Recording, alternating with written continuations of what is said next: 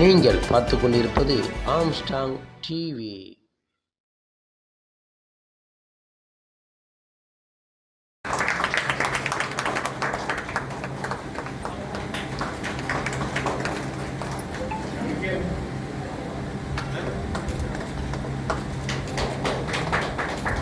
தலைப்பு செய்தியார் ஏனென்றால் நான் பொதுவாக பத்திரிகையாளர் பார்த்தா மிகவும் அளந்து நன்றாக சிந்தித்து வார்த்தைகளை உபயோகப்படுத்துவேன். இல்லைன்னா நிச்சயமா ஏதாவது ஒரு இஷ்யூல யாராவது எடுத்து உடல் அதாவது யூடியூப்ல எதையாவது எடுத்து காமிச்சிட்டு இருக்கிறவர்களுக்கு அரசியல்வாதிகளுடைய நிலைமை ரொம்ப மோசமாக இருக்கு. உண்மையிலேயே அப்படிதான். அதனால மிக கவனம். நீங்க பேசுற மாதிரி மேடம் பேசுற மாதிரி என்னால ஓப்பனா பேச முடியாது. இந்த ஒரு முன்னெடுப்பு என்பதை ஆசிப் அவர்கள் பேசினாங்க. நாங்க இப்பதான் புதியதா தேர்தல் நடத்தி இப்போ தேர்ந்தெடுக்கப்பட்டிருக்கோம். 2.5 மாசம் தான் ஆயிருக்கு சொன்னாங்க.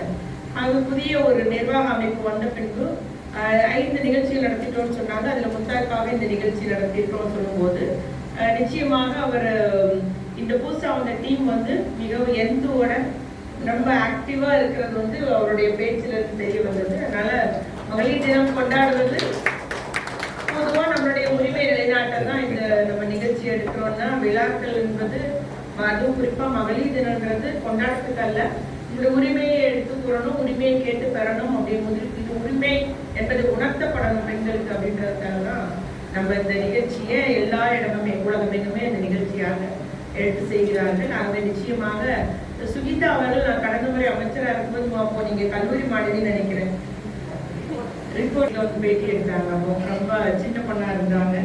தொடர்ச்சியா அந்த ஃபீல்டுல அவங்க இருந்து சாதிச்சுக்கிட்டு தான் இருக்கிறாங்க. இப்போ அந்த அந்த ஆங்கர் அவங்க ஒரு நிகழ்ச்சி நடத்திட்டு இருக்காங்க இல்லையா, அங்க பாத்தீங்கன்னா இப்பதான் எப்படி இருக்கிறாங்க. அங்க பாத்தீங்கன்னா பெரிய ஒரு 60 வயசான லேடி மாதிரி உட்கார்ந்து மிரட்டி உட்கார வச்சு நல்லா நிர்வாகம் பண்ணுவாங்க. அவங்க எனக்கு நான் அந்த வயசுல நிறைய இப்போ பார்க்கும்போது நிறைய யங்ஸ்டர்ஸ் வந்திருக்கிறீங்க. எல்லாத்துக்குமே பாராட்டுக்கள். நல்ல ஒரு சிறந்த ஒரு செய்தியாளரா உங்களை நீங்க பட்டை தீட்டிக் கொள்ளுங்க. இது போதும் மட்டும் நினைக்க வேண்டாம். ஒவ்வொரு நாளுமே நமக்கு பாடங்கள் தான், ஒவ்வொரு அனுபவமே நமக்கு பாடங்கள் தான். ஆனா எதையும் நினைச்சு மட்டும் நம்ம துவண்டு உட்கார்ந்துடக்கூடாது. என்னடா இது இந்த ஃபீல்டுக்கு அவங்க சொன்னாங்களே சுகிதா ஏன்டா இந்த ஃபீல்டுக்கு வந்தேன்னு மட்டும் எங்க பிள்ளைங்க நினைச்சிடக்கூடாது. அது உண்மை. இந்த எண்ணமே வேண்டாம். இன்னைக்கு பிரச்சனை நாளைக்கு அது தீர்வாயிடும். இன்னைக்கு தான் அது ப்ராப்ளம். நாளைக்கு பாத்தீங்கன்னா அது பனி போல இருந்துரும். ஓ இதுக்கா நம்ம இவ்வளவு சிந்திச்சோம், இதுக்கா இவ்வளவு வருத்தப்பட்டோம் நினைக்கக்கூடிய ஒரு. அதனால நீங்க பெண்கள் எதனாலும் நம்ம ஈஸியா எடுத்துக்கோங்க. நிச்சயமா பெண்களை ஒடுக்கக்கூடிய அளவுக்கு அவங்களை டிஸ்கரேஜ் பண்றது நிறைய இடத்துல இருக்காங்க.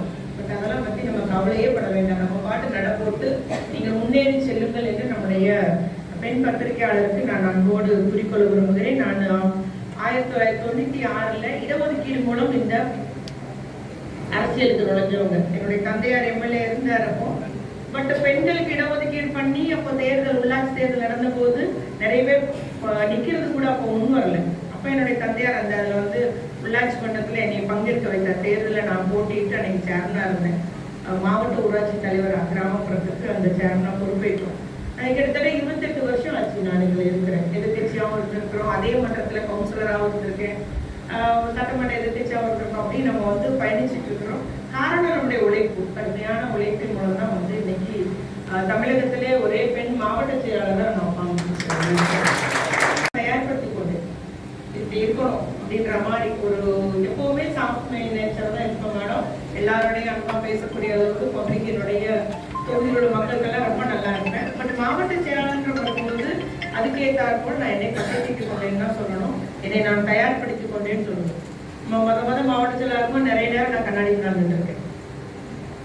ஏன்னா நம்ம தைரியப்படுத்திக்கணும், எப்படி பேசணும், எப்படி இருக்கணும்ன்ற மாதிரி அந்த அளவுக்கு நான் தயார்படுத்தி கொண்டு இப்போ எங்களுடைய கழக தலைவர் தளபதியாருடைய அந்த எண்ணத்தை நிறைவேற்றுவதாக, உத்தரவை நிறைவேற்றுவதாக, முதல் நிறைவேற்றுவதாக பாராட்டு பெறக்கூடிய அளவுக்கு ஒரு மாவட்ட செயலாளர் இருக்கிறேன் என்பது நான் பெருமையோடு கூறிக்கொள்வேன். அதனால எல்லா பெண்களும் நம்ம அதே மாதிரி தான். இன்னைக்கு நானும் சந்திச்ச நிறைய பிரச்சனைகள் உண்டு, நிறைய தோல்விகள் உண்டு, பிரச்சனைகள் எல்லாம் உண்டு. ஆனா அதெல்லாம் மீறி தான் இந்த இடத்துக்கு வந்திருக்கோம். அதே போல ஒவ்வொருத்தரும் நீங்கள் அது மாதிரி எதையும் கண்டு தோடு விடாமல் தைரியமா நீங்க மீறி வந்துட வேண்டும், ஒவ்வொருத்தரும் சாதிக்க வேண்டும் என்று மட்டும் நான் பெண்களை நான் அன்போடு கேட்டுக்கொள்ள விரும்புகிறேன்.